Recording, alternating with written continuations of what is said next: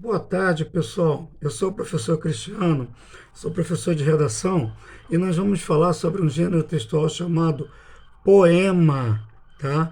É um gênero textual formado por versos e estrofes. É bem tranquilo de estudar, tá? Os versos é cada linha de um poema e as estrofes é o conjunto de linhas. Um outro tipo de poema clássico, uma estrutura clássica que nós vamos estudar, é chamada soneto. E o soneto ele é composto por 4 estrofes. 2 estrofes, cada um, tá? Composta de 4 versos, que nós vamos chamar de quarteto. 2 estrofes de 4 versos, vamos chamar de quarteto.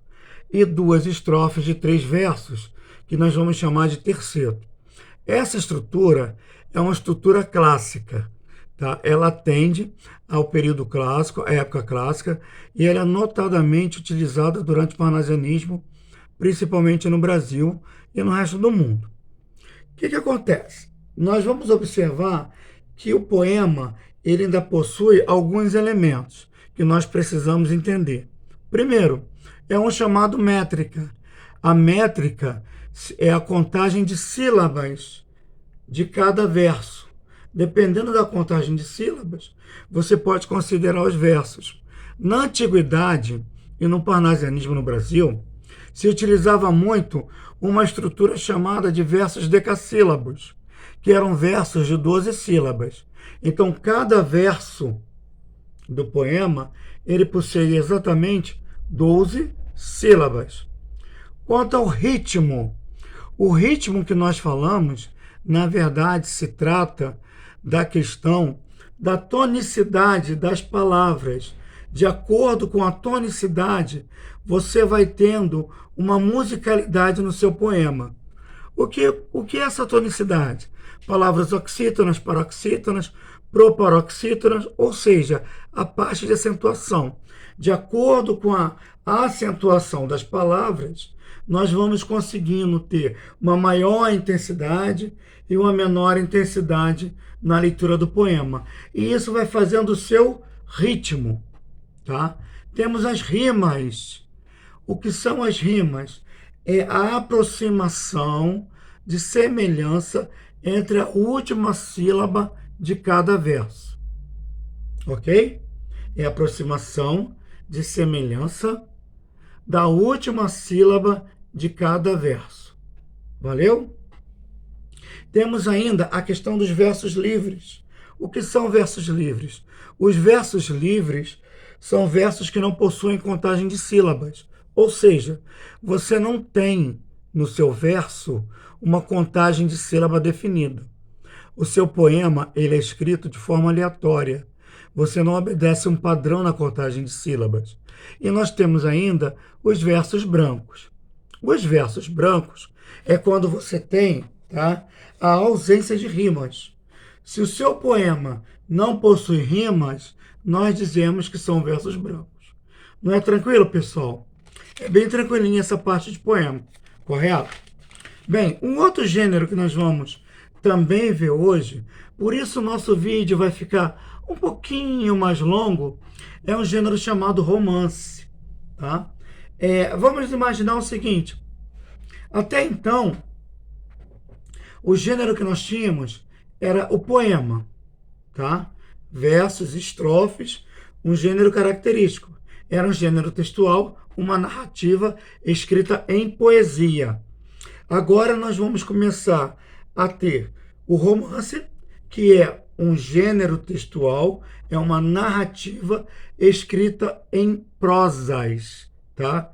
Elas são mais longas ou breves e possuem capítulos. O romance, então, é um gênero textual narrativo escrito em prosa, aonde você pode ter romances longos ou breves, porém escritos em capítulos. Características do nosso romance. Primeiro, os romances eles possuem um maior número de personagens.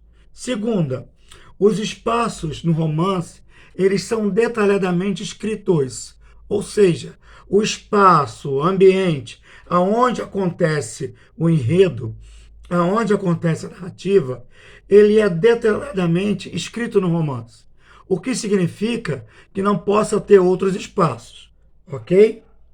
O tempo é cronológico. Você tem tempo passado e tempo presente.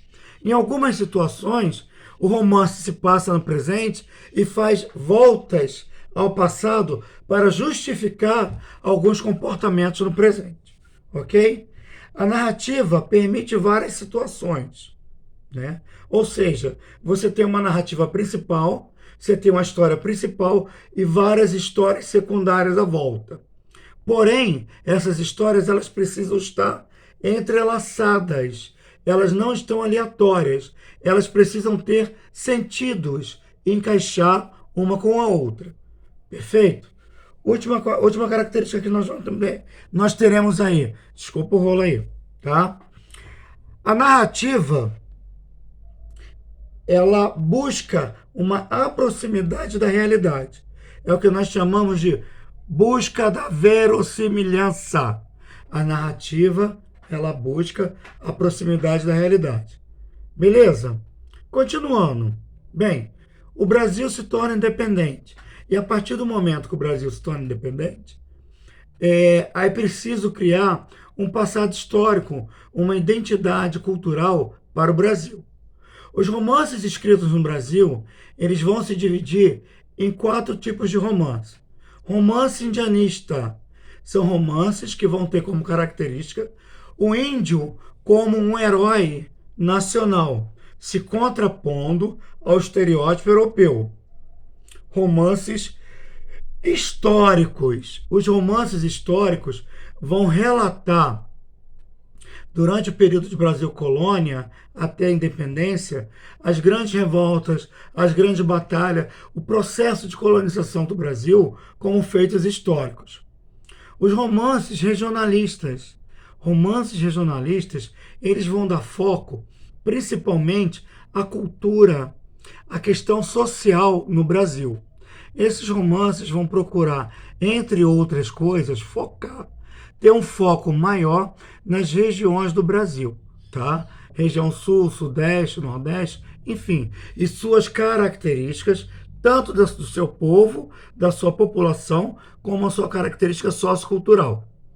Romances de costumes. Os romances de costumes, eles vão relatar o dia a dia da vida nas cidades brasileiras, tá? O comportamento, o desagrado, as tendências, enfim, como se processa toda a vida nas cidades então brasileiras, ok? Valeu, pessoal, até a próxima!